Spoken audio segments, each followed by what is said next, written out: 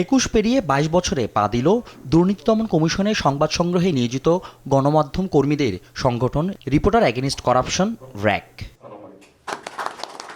রোববার দুপুরে দুদক প্রধান কার্যালয়ে র্যাকের প্রতিষ্ঠা বার্ষিকী উপলক্ষে আয়োজিত অনুষ্ঠানে র্যাকের সদস্যদের সঙ্গে শুভেচ্ছা বিনিময় করেন দুদক চেয়ারম্যান।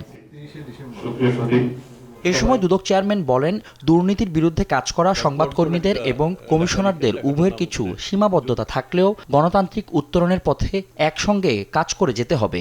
আমাদেরও সীমাবদ্ধতা আছে, র্যাকেরও সীমাবদ্ধতা আছে, এবং সব মিলিয়ে আমাদের সবার রাষ্ট্রের জন্য যে শুভকামনা, সেখান থেকে আমরা প্রত্যাশা করতে পারি এই দেশে সুশাসন প্রতিষ্ঠা হবে এবং ভালো শাসক আমাদের শাসন করবেন।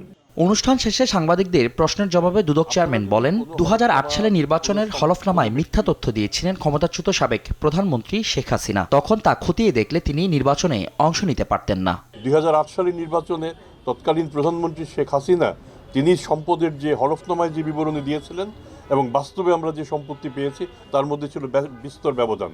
সে সময় যদি দুর্নীতি দমন কমিশন এবং নির্বাচন কমিশন সঠিকভাবে কাজ করত, তাহলে সেই সময়ই তার এই প্রার্থিতা বাতিল হওয়ার কথা ছিল।